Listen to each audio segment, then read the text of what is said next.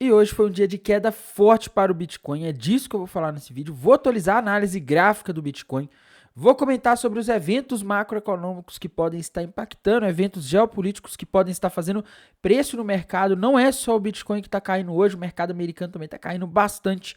Vou atualizar a análise de sentimento, vou falar aí sobre as principais altcoins e também das altcoins que eu estava operando nos últimos dias. Mas antes de continuar, não deixe de se inscrever aqui no canal Criptográfico no YouTube, ativar o sininho para receber as notificações, deixar o like para dar aquela força, deixar o seu comentário aí embaixo e também seguir o nosso canal no Telegram, porque lá as informações chegam rapidamente, beleza? Bem, pessoal, então o Bitcoin está aí, né, naquela situação de queda hoje, uma queda de mais de 5%, o Bitcoin chegou a bater ali nos 65.230, algo que eu já vinha avisando nos últimos dias por questão da liquidez, tá? A gente estava com muita liquidez abaixo, mas vamos começar aqui, como sempre, pelo gráfico do Bitcoin. Galera, gráfico do Bitcoin para mim nos últimos dias se chama enganação, tá?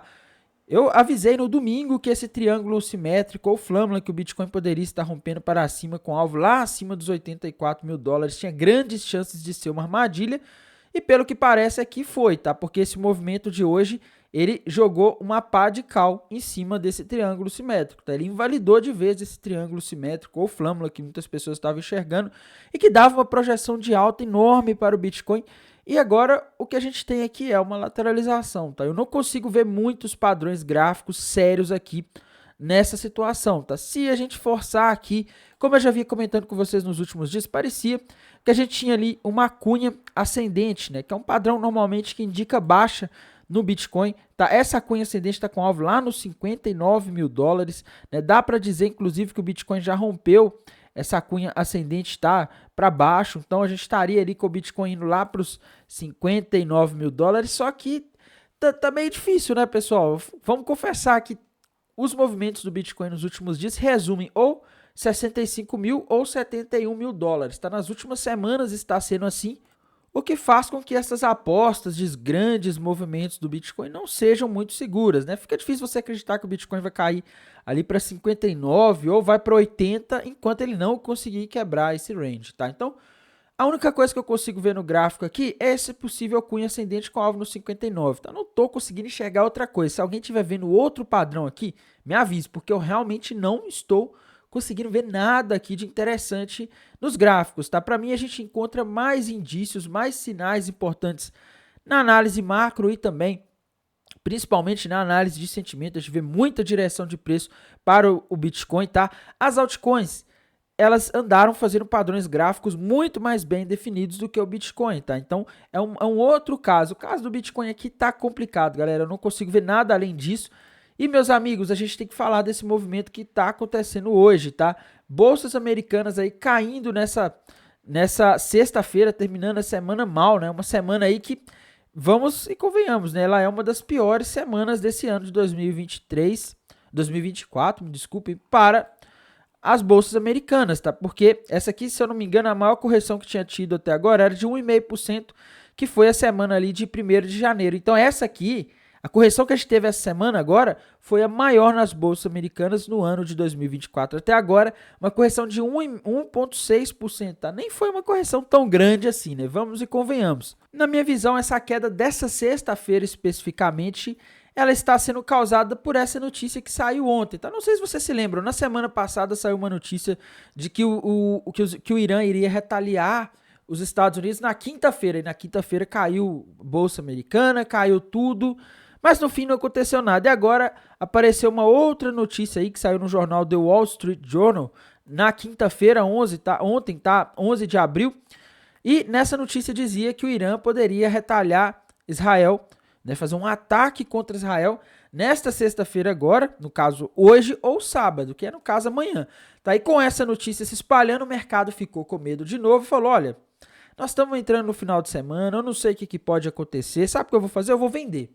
Quando as pessoas fazem isso, elas tendem a derrubar os preços que já vinham sofrendo aí com a questão da inflação, tá? Como eu disse para vocês nos últimos dias, o dado de inflação que a gente teria na quarta-feira passada, dia 10 de abril, era extremamente importante e não poderia vir acima da expectativa. Se isso acontecesse, era ruim para o mercado. E o que aconteceu? Veio acima da expectativa. O pior dos mundos aconteceu. Agora a gente está com a inflação relativamente acima do que o mercado toleraria lá nos Estados Unidos. Isso mudou toda a perspectiva de taxa de juros lá nos Estados Unidos. O mercado estava esperando um corte em junho ou julho e agora já está falando que talvez vai ser só 2 cortes mesmo em 2024, que deve começar para setembro. Tá? Então, assim, o pior aconteceu na quarta-feira e hoje juntou esse evento. Então, por isso que a gente está tendo a pior semana do ano de 2024. A gente tem que lembrar o seguinte, o mercado americano já subiu bastante. Né? Uma coisa é uma notícia dessa aparecer no mercado que já caiu muito. A outra é quando uma notícia dessas aí de inflação acima da expectativa, risco geopolítico aparece quando o mercado já subiu muito. Tá? Isso pode ser um motivo para os investidores começarem a realizar lucro e isso acaba provocando queda. Ontem a gente teve ali os dados do PPI, inflação produtor, que veio abaixo do esperado, que foi um certo alívio para o mercado, mas não resolveu o problema de quarta-feira, né? Que foi inflação bem acima do esperado. E galera, hoje a gente teve outra coisa muito importante, que são os balanços corporativos de bancos americanos. Tá? Hoje a gente teve JP Morgan divulgando resultados corporativos, a gente teve o Citigroup, a BlackRock, a State Street, tá? Todos esses aí, galera, olha isso daqui, todos esses balanços aqui que foram divulgados hoje, todos verdinhos, tá? Todos acima das projeções do mercado, tudo melhor do que o mercado esperava. Isso mostra o seguinte, os bancos americanos, os fundos, as empresas estão tendo lucro, tá? Se essas empresas estão tendo mais lucro do que o mercado espera, é sinal de que a economia está aquecida, o dinheiro está circulando lá nos Estados Unidos. Se o dinheiro está circulando e a economia está aquecida, quem que sai prejudicado nisso? A inflação. E se a inflação, se a gente tem sinais que a economia está forte, que a inflação pode se aquecer ainda mais ou continuar acelerando aí nos próximos meses, isso significa que existe também o risco de haver uma discussão no mercado de que talvez o Fed nem corte juros em setembro, tá? Então, não é nem 3 cortes, talvez não tenha nem cortes em 2024 se a gente começar a ver a economia dos Estados Unidos se acelerando, tá? Então, esses balanços aqui mostram que, meus amigos, tá forte, tá? O setor bancário dos Estados Unidos tá forte. Próximos dias aí a gente vai ter muitos balanços corporativos, né? Na segunda-feira tem Goldman Sachs, né, que é extremamente importante, tá? Tem várias empresas aí divulgando seus balanços nos próximos dias, e a sensação que eu tenho quando eu vi que esse resultado saiu aqui bom, né, e o mercado reagiu mal, é que aquela tese que eu comentei com vocês aí nos últimos vídeos, ela se confirma. Me refiro àquela tese minha, um certo achismo, né, de que se esses balanços começassem a vir, mostrando que essas empresas estão tendo mais lucro do que o mercado esperava, poderia desanimar os investidores, assustar os investidores, porque mostra que a economia está forte, o dinheiro está circulando, e aí os investidores ficam com medo de o Fed não cortar os juros. Tá? Então, é o efeito contrário do que deveria ser, né? Normalmente, quando você tem balanço surpreendendo para cima, o mercado sobe, a ação da empresa que divulgou o resultado melhor do que o esperado sobe, só que hoje não está sendo bem assim. Por quê? Porque o mercado está com medo, galera. Está com medo do que vai acontecer, tá? A gente começou o ano achando que começaria a ter corte de juros em março, né? Já estamos em abril e agora a discussão é se vai ter corte em setembro, tá? Então, assim, esses dados aqui, eles não são bons do jeito que está vindo, tá? Tainan, você está dizendo, então, que seria bom se essas empresas tivessem prejuízo ou tivessem um resultado tivesse menos lucro que o mercado esperava? E tá, galera? Porque o mercado agora, ele tá subindo, ele andou subindo nos últimos tempos com a expectativa de que o Fed cortaria os juros. Tá? Se começa a haver sinais de que não é para o Fed cortar os juros, o que estava fazendo o mercado subir acaba não se concretizando, tá? Então, a gente tem aquele cenário que já vem desde a semana passada de que dados macroeconômicos que mostram a economia forte são ruins para o mercado. E balanços eu acredito que seja a mesma coisa agora, tá? Ano passado não era assim, tá?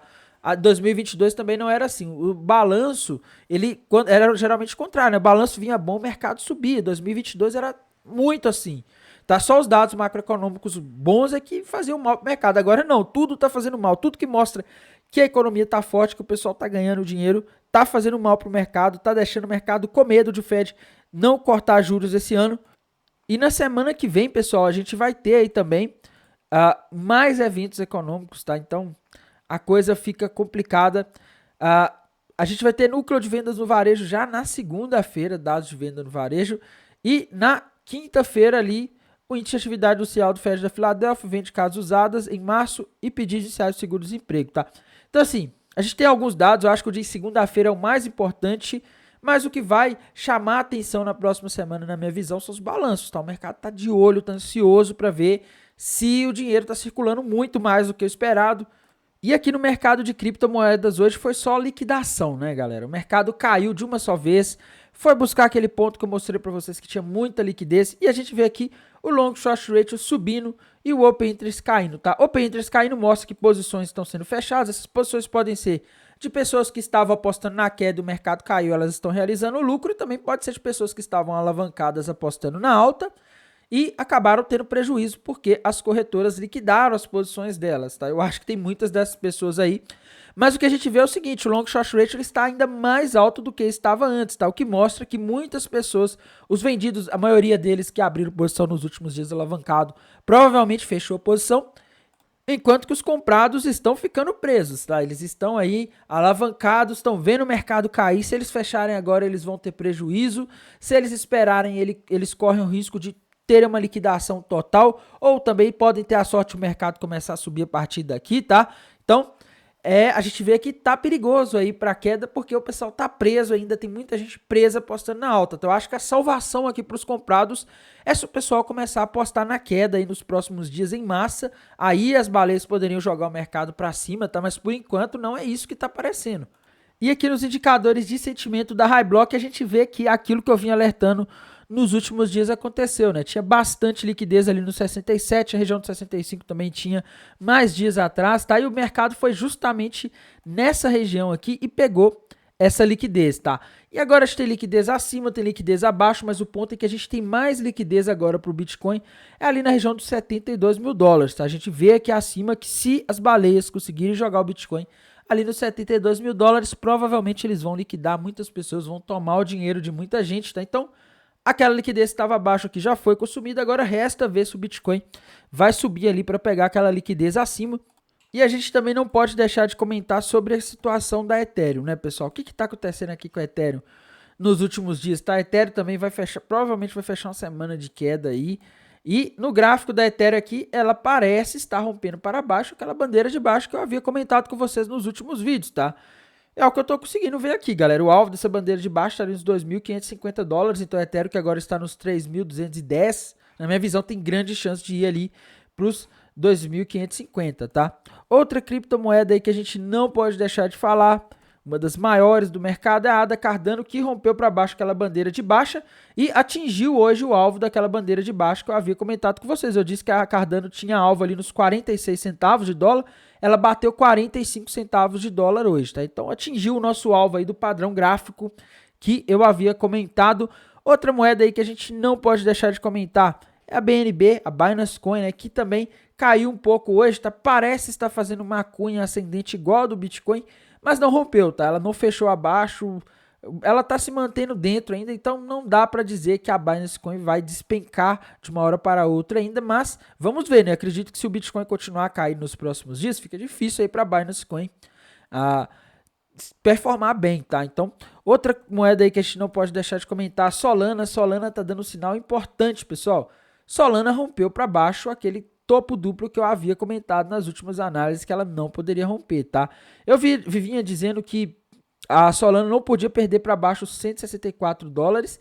E o que aconteceu? Hoje ela rompeu para baixo os 164 dólares. O alvo para Solana, na minha visão, agora está lá nos 126, 127 dólares, tá? Então, para mim, a Solana tá dando sinais de mais queda, e o pior é o seguinte, pessoal, esse padrão aqui, o topo duplo, ele é um padrão que normalmente indica reversão de tendência, tá? Então, se você tinha uma tendência de alta, a reversão de tendência significa mudar para uma tendência de baixa, então não é um bom sinal, tá? Isso quer dizer que 126, 127 pode ser o alvo inicial dela, mas não tem nada que garante que ela não vá cair mais do que isso, tá? Então, é um sinal meio chato aí para Solana.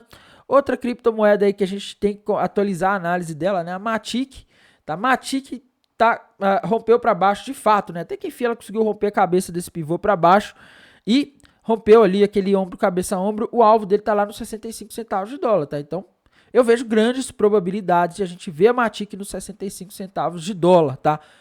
Outra criptomoeda aí que a gente não pode deixar de comentar, XRP, né? Muita gente gosta dessa moeda, é uma das maiores em market cap. E a situação para XRP aqui, galera, eu vinha falando, né, o gráfico dela não estava nem um pouco confiável, tá? Um gráfico muito estranho, continua estranho, caiu hoje e o gráfico continua bem definido, gráfico bem difícil de você ver um padrão aqui e poder confiar nele, né? Então, essa é a situação da XRP, tá? Outra criptomoeda aí que a gente tem que atualizar, o pessoal sempre pede essa moeda, todo dia praticamente, NEA, tá? NEA, galera, o gráfico dela tava horrível nos últimos dias, né? Ela parece ter feito ali um ombro, cabeça a ombro bem pequeno, tá? Já rompeu, já buscou o alvo. E o que que dá para fazer aqui agora, né? Se a gente olhar o gráfico da NEA aqui, a gente consegue desenhar um possível topo duplo ou topo triplo, tá? Alguma coisa assim, tá? Mas os dois, eles teriam um alvo aí parecido, tá? Se a gente fizer uma projeção aqui, o alvo para NEA que rompeu para baixo essa região de suporte ali dos 6 dólares, seria na região dos 4 dólares e 50 centavos, tá? Então, o gráfico está dizendo que a NEA pode cair mais, tá? Então, a situação da NEA não é boa. Vamos falar das moedas aqui que eu andei operando aí nos últimos tempos. GRT, galera.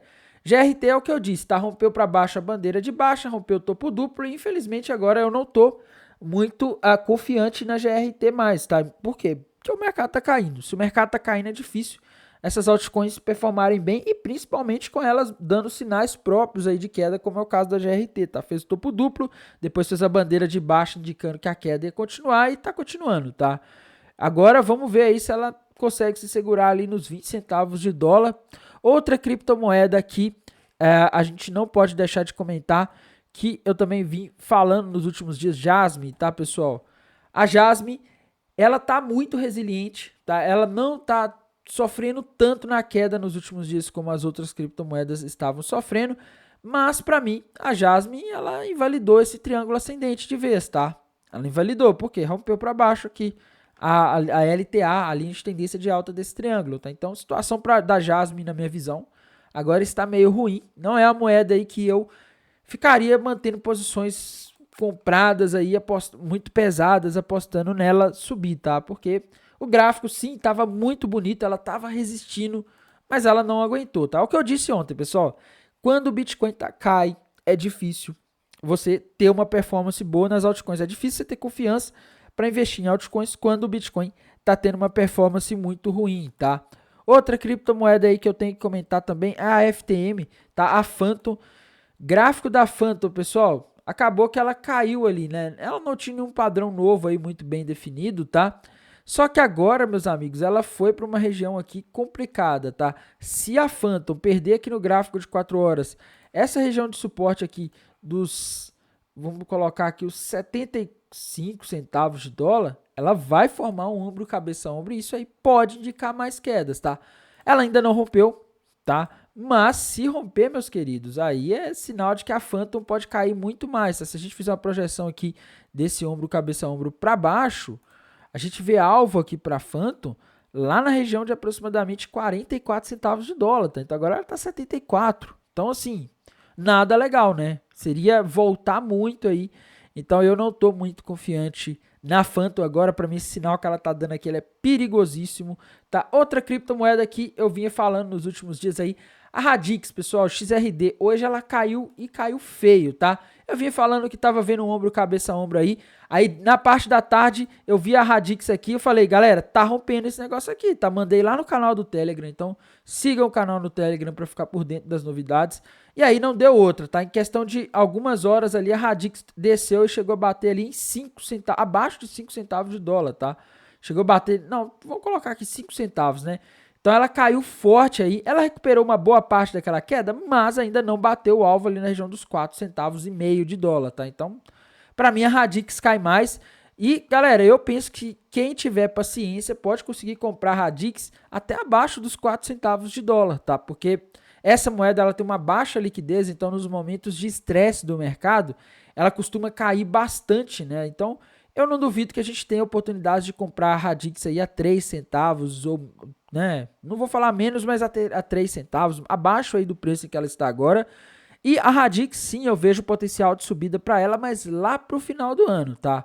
Quando vai ter atualização. Antes disso, eu não tenho muita esperança de que ela vai ter um desempenho explosivo agora, principalmente se o Bitcoin não tiver um bom desempenho, tá? Então a gente vai ter que ver se essa tese de inflação nos próximos dias não vai pegar o mercado de surpresa de novo, se a gente não vai continuar tendo aí balanços mostrando que tá tudo bombando, que a economia dos Estados Unidos está muito forte, porque isso aí poderia estragar vamos dizer assim, a subida do mercado de criptomoedas nesse ano de 2024.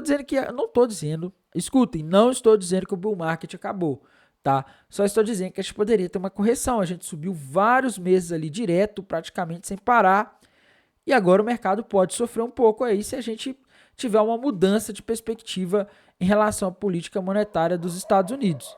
No mais, desejo a todos uma excelente sexta-feira, um bom descanso e bons negócios. Até mais, tchau!